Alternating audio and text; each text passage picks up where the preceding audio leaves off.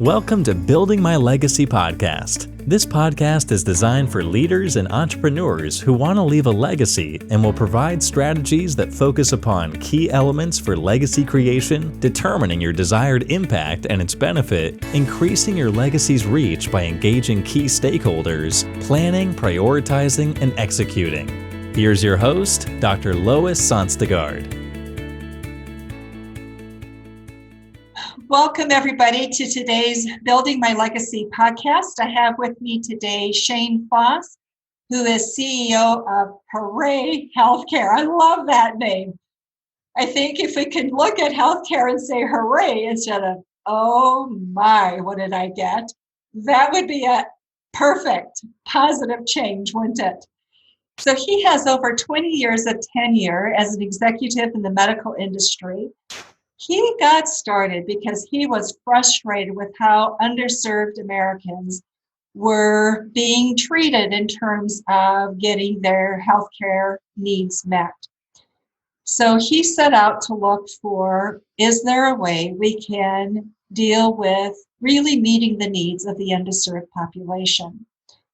He comes with a strong background in healthcare. He has partnered with companies like Sedera, Emeritus, Aflac. So he has a tremendous amount of backbone behind him in terms of what he has looked at and done. So Shane, from here, I'm going to turn it over to you. You can tell the audience about how you got started and what the purpose is behind what you're doing, why it's needed. Oh, well, thank you, Laura. I really appreciate it. I'm excited to be here. Yeah, it's been a journey. So we were talking earlier, I grew up in northern Minnesota in a small town called Cloquet, and was able to, the Air Force let me in for some reason, I don't know, and became a surgical technologist. And that was my entry into healthcare. And I've never left. Absolutely love it. Been in had multiple roles. Whether it was, a clinical role or in sales with large medical device companies, but it's something that I never get bored of. Absolutely love it, and very thankful that I've been here. But it's interesting when you look a few years ago, we were getting ready to sell a company, and we had basically created access for large self-funded employers to surgical bundles. And that was really my first entry into really understanding how healthcare is purchased and how it's paid for. And it's there's no correlation between cost and quality today in healthcare, and it's just absolutely insane. But what was interesting was we served the population that was insured. And so when we sold and I was looking at opportunities, I had this idea as I was consulting, and my back went out, and I went into an urgent care, and I had United Healthcare at the time, and it was a $75 copay for urgent care, so I paid it, and then I asked them, hey, what can I just pay the whole amount now because I haven't hit my deductible yet? And they said, oh, it's $150. I said, okay, great. So I paid it. I went in, they took an X-ray of my neck. They found a little bone spur that was irritating my nerve root. And then they gave me an injection with an anti-inflammatory, and then another injection for a anti-inflammatory, and then the other one was a pain relief and muscle relaxer. That's what it was. And so go home, didn't really help, but I go home 3 weeks later, I get an $800 balance bill. So I call them up and I said, hey, I paid you the full amount. This was the contracted rate. Well, we had carve outs, and, the ugly truth today, what happens is, pricing transparency is in healthcare, as everybody knows, is crazy. But, since Obamacare or the ACA, a lot of contracts now, because the high deductibles have come into play, right? So if you have a $3,000, $3,500 deductible, a lot of the contracts now, they'll have a bunch of carve outs and they'll allow you to bill more. Well, how are you supposed to know? And you don't. And so that gave me the idea that, there's this huge underserved population right now that continues to grow, that's uninsured, That's the hourly, whether it's hourly full-time or hourly part-time. And so I went out and I put a business plan together, and I went out and I built a national network of retail clinics and urgent cares that accepts a $25 prepay as payment in full. And then they accept our payment, and that's it. No balance bill, and it's in my contract. And so we protect the members. And this hourly population, they need short-term financial stability. Forget long-term. They're looking at short-term. How do I get from paycheck to paycheck? How do I take care of myself? How do I go to work, not get everybody else the flu? How do I get my kid in for their wellness exam, and if they're sick, and pay for it? And I think it's really scary what's going on today, because people are foregoing healthcare, going to a doctor when they're sick, and little things become big things, and it's devastating. So that was my goal. So when you talk about having a low copay when you go to urgent care or to a clinic, $25, what do you do with people who have underlying conditions? Diabetes, for example, chronic hypertension. Yeah, when you've got, so like if it's hypertension, you can go in to see a physician on your wellness and get your prescriptions. But when you have diabetes, it's a much more serious condition. We are not major medical, and we're not trying to be. Okay. We cover everyday urgent and urgent, basic and urgent healthcare needs. And we are we're what you call a fixed indemnity and an accident policy that really acts as one. And we basically allow you to go when you're sick, when you're even if you're pregnant, to go in for your checkups. But we'll pay. But it's the idea is really giving the member access to affordable care, right? Which is what they don't have today. Right. And when you look at under the age of 45, the average person, American, goes to see the doctor 1.9 times a year, right? And so it's hospitalization really comes in later in life, and the majority of our members are under 50. Got it. So do you have age cutoffs in what you're doing right now? Like Kaiser Permanente, when they first started, they had a target population. They didn't go outside that. It was one of the things for which they were criticized for, actually, because it was really skimming the cream more than anything. But, sure. So how have you managed that in terms of your population? Because you're fairly new, so you've got to have stability and be able to plan financially. So we have our ages. We work with a couple carriers, and so we can go 18 to 85. And so really, it's interesting is you wouldn't think 85 would be important, but we have a couple clients where in large retail setting, you'll have a good part of their full-time or their part-time force that's retired, and so our benefits actually help them tremendously as well. So it's great. So we're not skimming any cream. Got it. So tell me, as an employer, what would I pay for an individual plan for my part-time people, for example?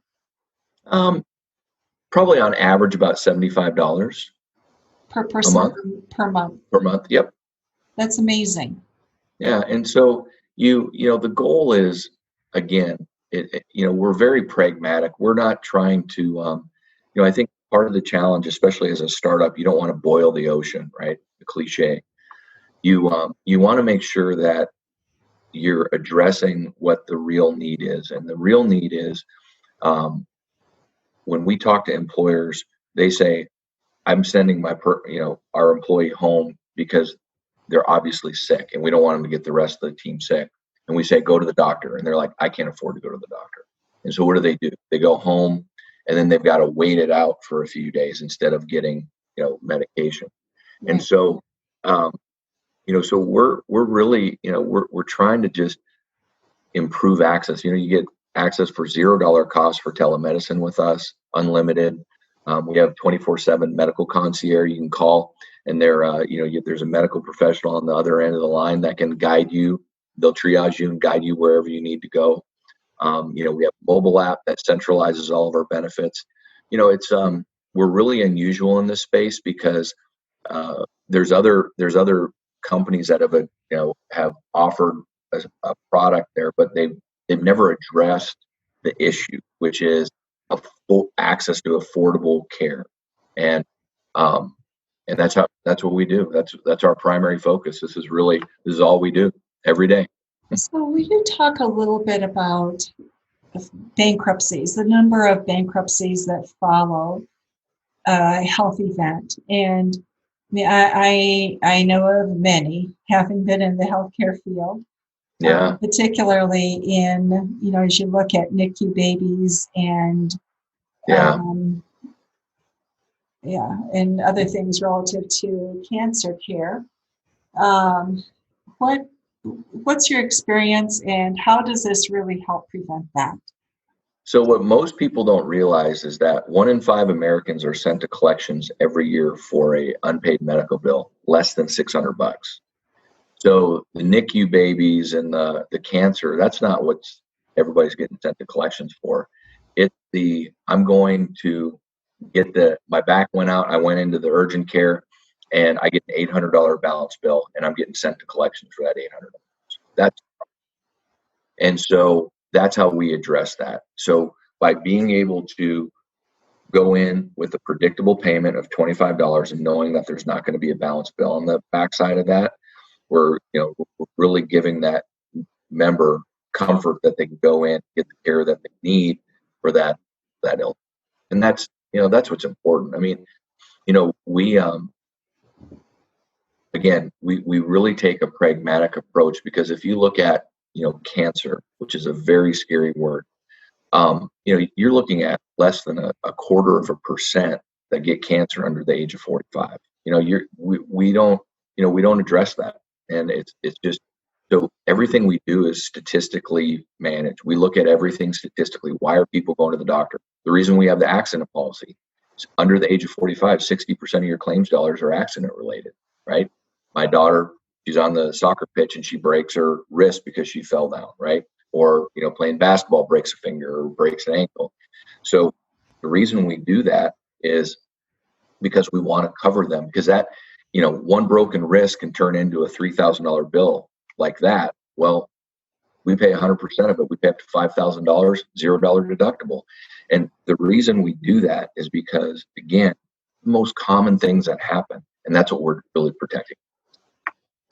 So you partner with larger insurer companies. So if I were Target, for example, I could have Aflac for my major medical, and then for part-time, for people who need to pick up the pieces for the episodic care, we would have you in addition. Is that how that works? Yeah, so somebody like a Target, since you're using them as an example, they would be self-funded. And so they use, I don't know who they use, but let's just say they use United, and they self-fund. Well, then with us, they would use Hooray. They would offer Hooray to their part-timers, and then the part-timers then would have access to a fully insured product through us. Whether, and some of our carriers that we use are, be Access. Access is an A-rated carrier that underwrites our product. So, so that's how. But what you're really getting around, Shane, is that high deductible in Correct. terms of what you offer, right? So the cost and the high deductible. Correct. Got it. So what do you see right now? We've had a huge push. Well, we have it off and on. It depends on the political cycle, I think, for a single payer system. Your thoughts on that and your experience with that in terms of what you see happening to the quality of healthcare and the cost. So first of all, I think that, it's an oxymoron to, just talk about cost quality in the government, right? So why anybody would think that would change is beyond me. But if you look in England, if you look in Canada, it really is still a two-tier system. You have insured. Yes, everybody's covered on the national health plan, but if you want to get in to see a physician quick, it just doesn't happen. And there's other things that can happen for us that I think are important before a single payer system. I just we're not addressing the cost issue, which is really the issue at hand. Why have hospital costs gone up 3,000% since Obamacare came in? We're not addressing those issues, and until we address those issues, I don't think they're a single payer, whether it's a single payer or not, it's not going to work. So it's interesting that you talk about that in terms of hospital care, right? What did you say the percentage increase was? 3,000. 3,000% increase. Yeah. So go ahead. Oh no, go ahead. I'm sorry.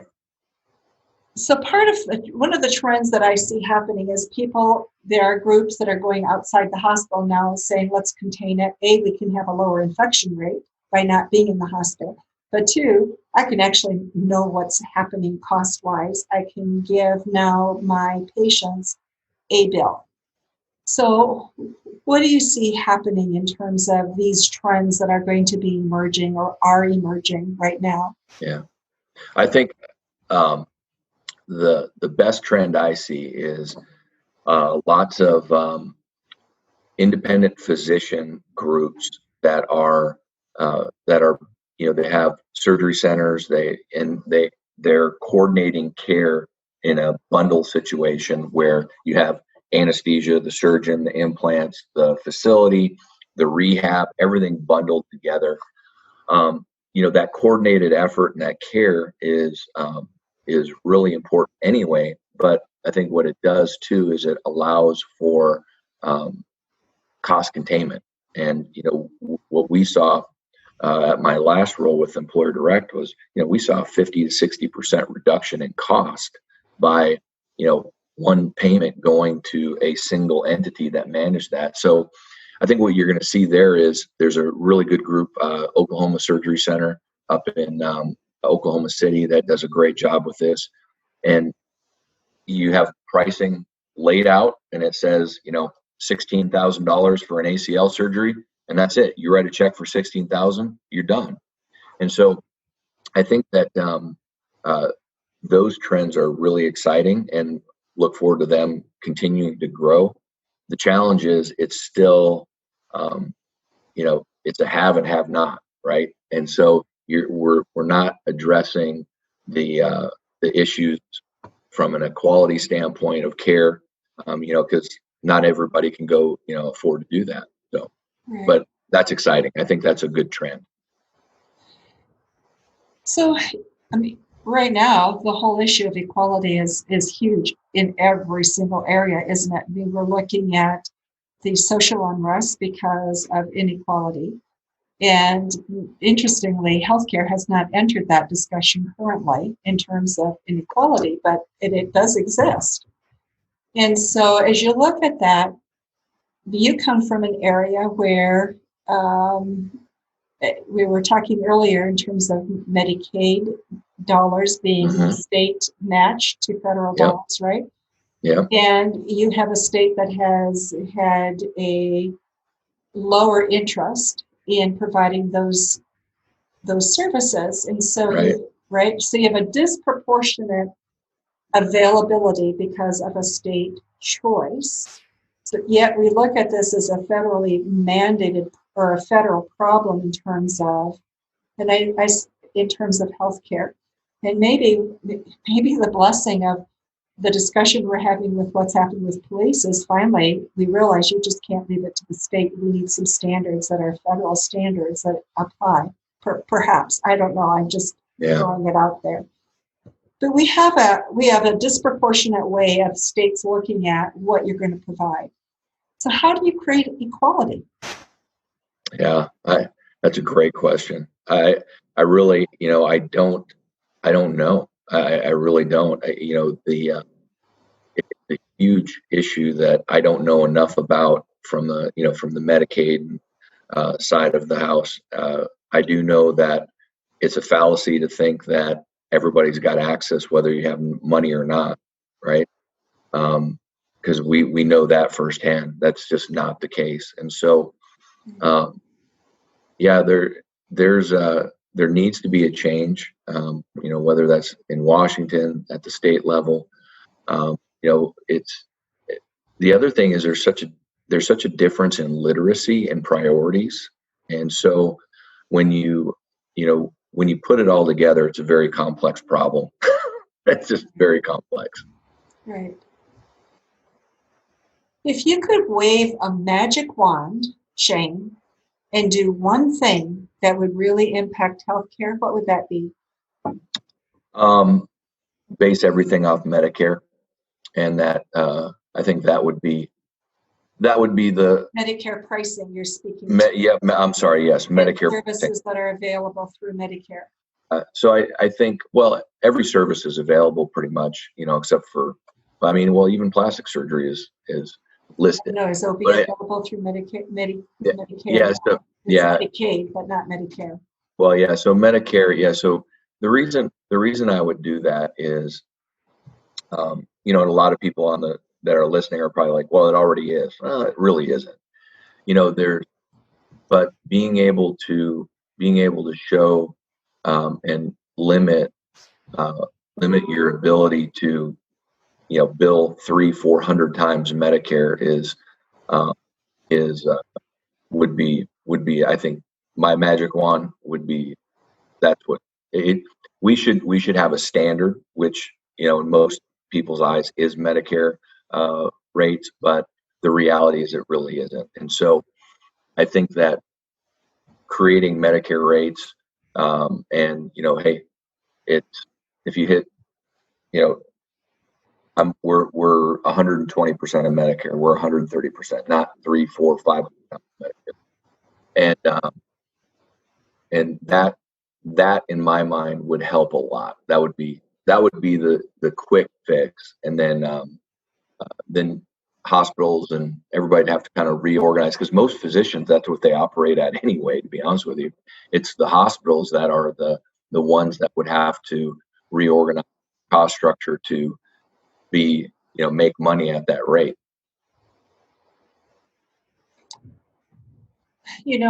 There are so many things, Shane, and our time goes much too fast when we're talking about a topic like this.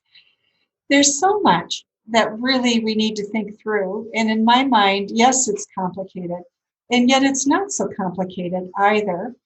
Right. I've worked in Texas where, I've dealt with the Medicaid, lack of Medicaid provisions. I've dealt with Minnesota, which is almost the reverse. We have a lot that we make available, right? It's sort of right. The two ends of a continuum.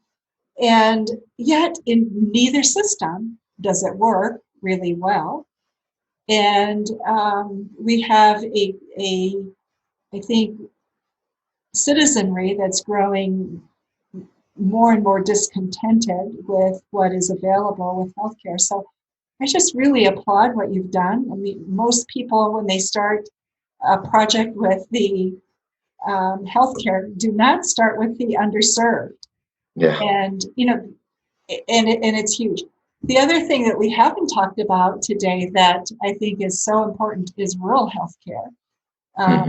They are part of the underserved population. Right. But I think more and more they're being discounted, left behind, not thought through carefully in terms of what their needs are. You have a large rural area in Texas. What's your experience and thought on that? Yeah, so telemedicine, I think, is first and foremost. I think one of the big trends that you'll see, especially now over the course of the next 5 years, is more primary care going to telemedicine services, which is, for me, incredibly exciting. I think that's, being able to use the technology, and there's so many aspects that we don't even understand, every day, that your scale, your heart rate monitor, your blood pressure cuff can be attached to your phone, to where that can send that information to the telemedicine provider. So I think from a rural standpoint, that's a great start. I think the other part is, we see a lot of urgent cares opening up in the rural areas that we're contracting, which is great. And when you look, the whole idea with us going with urgent cares was the acuity of care that they provide is fantastic. You can get an IV, you can get stitches, you can get an X-ray, you get on-site labs, you can get your basic care. So it's, urgent cares, I think, are, they're here to stay, but I think they're the hidden gem in American medicine today, because they're one of the few groups that actually are transparent with their pricing. And so, yeah. And so from a rural standpoint, we, as a matter of fact, we have a farm in Woodville, Texas, way out in the middle of nowhere. And we have a Walmart, and now we have an urgent care. So interesting. Because the urgent care is part of Walmart. It's part of no, it's just right next to it. But again, I think that physicians are seeing the need to get out of that 9 to 5 day in and day out, and get to the 8 to 8 p.m. and offer a larger offering for these people. And so so I think that's where we're going on the rural side in my mind. Super.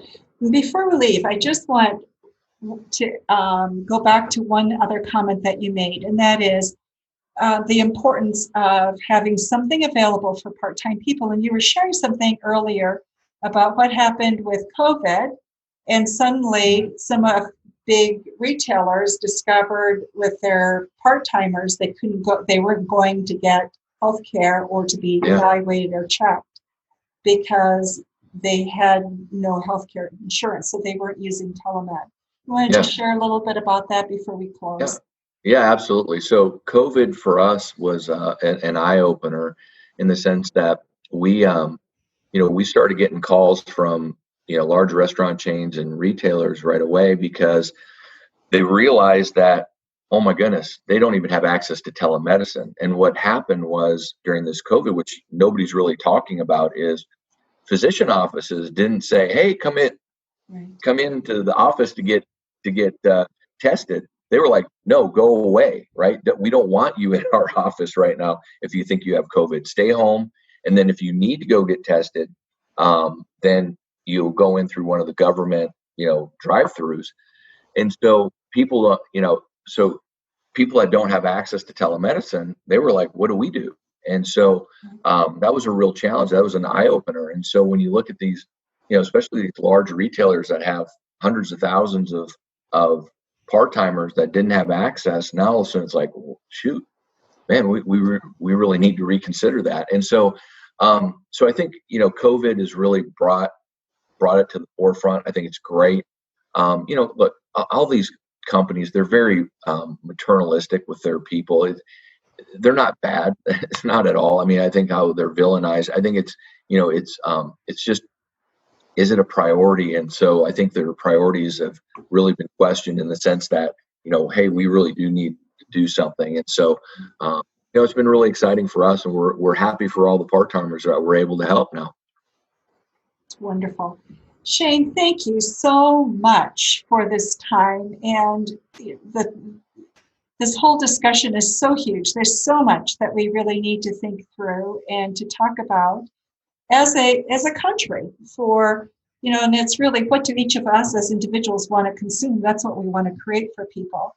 And in a way, that's what you've done by looking at the underserved. You looked at what is it that they need in order to have what others have, and how do we make it more equitable across the board. And that whole piece of equity, we do need to come back to and revisit much more aggressively, I think. Thank you so much for your time. And everybody, thank you for having me. You are so welcome. Everybody listening to Building My Legacy podcast today, thank you for being with us. And we will get you information about this and future podcasts shortly. Thank you very much. You've been listening to Building My Legacy podcast with Dr. Lois Sonstegard. To book your appointment with Dr. Sonstegard, visit www.buildtomorrow.com.